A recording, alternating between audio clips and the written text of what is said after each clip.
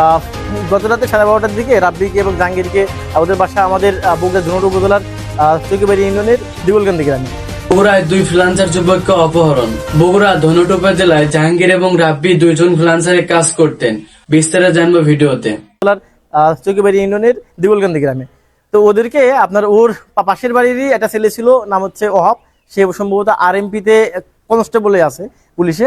তো ওই ছেলেটা ওই রাজশাহীর যে আপনার ডিবির যারা ছিল ওদেরকে আনে, যেহেতু এরা ফ্রিল্যান্সার জাহাঙ্গীর এবং রাব্বি, এদের তো মান্থলি 2-4 লাখ টাকা ইনকাম হয়, ফ্রিল্যান্সারদের তো অনেক টাকা পয়সা। তো এরপরে ওরা ওদের আনে এদের বাড়ি থেকে, ও বাড়ি দেখা দিতে, প্লাস মানে মেইন কালপিটটা হচ্ছে অভাব আর কি। হ্যাঁ, এদের নিয়ে এদেরকে অপহরণ করে, প্লাস হচ্ছে এদের রাব্বির যে বাইকটা ছিল জিক্সার সেটাও নিয়ে আসে, প্লাস ওদেরকে নিয়ে শেরপুরে আসে। আসার পরে তারা ওই রাব্বির ফোন থেকে তার ফ্যামিলির সাথে কন্ট্যাক্ট করে যে আমাদের টাকা দেবেন 12 লাখ, না হলে এদেরকে আমরা একদম গুম করে ফেলবো, মেরে ফেলবো।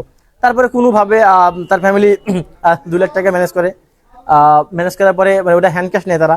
নেওয়ার পরে জাহাঙ্গীরকে প্রথম ছেড়ে দেয়। ছেড়ে দেওয়ার পরে রাব্বিকে আটকে রাখে এবং ওর বাইকটাও আটকে রাখে তারা মির্জাপুর বাজারে।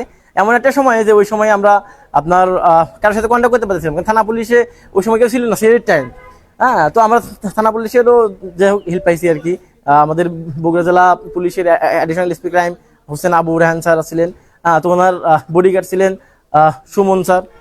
তো উনি আমাদের স্বাভাবিকভাবে হেল্প করছেন। উনি আমাকে সুমন ভাইকে ফোন দিলে উনি রাতে আমাকে ডিবি অফিসে নিয়ে যান, এবং ইকবাল স্যার যে আছেন ডিবিওসি বগুড়া, তো ওনার সাথে আমাদের কন্ট্যাক্ট করে দেন। তো উনি আমাদের পরামর্শ দেন কোনোভাবেই আগে টাকা না দিতে, হ্যাঁ, যেন একটু কালক্ষেপণ করলে ওদেরকে আটক করা যাবে আর কি। আর সেই টাইমে কেউ ছিল না থানা পুলিশ ওইভাবে। তো এরপরে আমাদের মন মানে নাই, তো আমরা যদি তাদের মেরে ফেলে, তারা বারবার হুমকি দিচ্ছিল যে সেরির ভিতরে আমরা টাকা না দিলে তাদেরকে মেরে ফেলবে, প্লাস রাব্বির ফোন অফ করে দেবে। এই জন্য আমরা বাধ্য হয়ে 2 লাখ টাকা নিয়ে তাদের কাছে দিয়ে দিই। দেওয়ার পরে তারা জাহাঙ্গীরকে ছেড়ে দেয় এবং রাব্বিকে আটকে রাখে। পরে রাব্বির ফোন আমাদের কাছে ছিল। তারপরে রাব্বির ফোনটা দেওয়ার পরে তারা রাব্বির ফোন থেকে নগদে বিকাশে আরও 1,30,000 টাকা তাদের থেকে নেয় আর কি। নেওয়ার পরে তারা রাব্বিকে, জাহাঙ্গীরকে এবং বাইক রেখে তারা হাইস নিয়ে যখন চলে আসে ওখান থেকে, মানে অতি দ্রুত চলে আসতেছিল, মানে পালাতে নিচ্ছিল আর কি। ওই মুহূর্তে আমার থেকে ফোন তারা আমার থেকে চিনে নেবে এরকম একটা ইয়া করছিলাম। বলছে আমি আপনাকে কেন ফোন দেবো? তো বলেছে আমি পুলিশে, আমি ডিবিতে থাকি। তো আপনি আমাকে ফোন দেবেন না কেন? বললাম ডিবিতে থাকি না, আমার বিরুদ্ধে যদি আপনার কোনো ওয়ারেন্ট কপি থাকে সেটা আমাকে দেখান, আমি আপনার সাথে স্বেচ্ছা যাবো। তো পরে আপনার ওনারা যখন আমাদের ফোন না নিতে পারছে, তারপরে ওনারা তখন হাইস্ট নিয়ে দ্রুত সরে আসতেছিল। আমি রাব্বির যে বাইক ছিল জিগজারটা, ওটা নিয়ে এদেরকে ফলো করতে আসি। আসার পরে আপনার শেরপুর, তারপরে বগুড়া বনানী, তারপরে বগুড়া 3 মাথা 4 মাথা পার হয়ে যখন নন্দীগ্রাম রোডে ঢোকার পরে তারা হচ্ছে আপনার অনেক জোরে চালাচ্ছিল তাদের হাইসটা।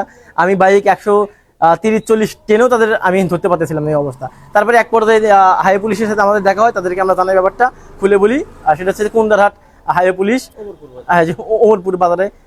ওই তাদেরকে মানে থামানোর চেষ্টা করে। ওরা আবার ইউটার্নে যাওয়ার সময় হাইওয়ে পুলিশ আবার আসতেছিল, তাদেরকে অ্যারেস্ট করে আপনার হাইওয়ে থানাতে এখানে ছিল, এখান থেকে তো আবার নিয়ে গেল। ভিডিওটি ভালো লাগলে অবশ্যই লাইক, কমেন্ট, শেয়ার এবং সাবস্ক্রাইব করে পাশে থাকবেন। আর অবশ্যই কমেন্ট করতে ভুলবেন না, কারণ আপনার একটা কমেন্টে আমাদেরকে ভিডিও বানাতে উৎসাহ করে দেয়। তো সবাই ভালো থাকবেন, সুস্থ থাকবেন। আল্লাহ হাফেজ।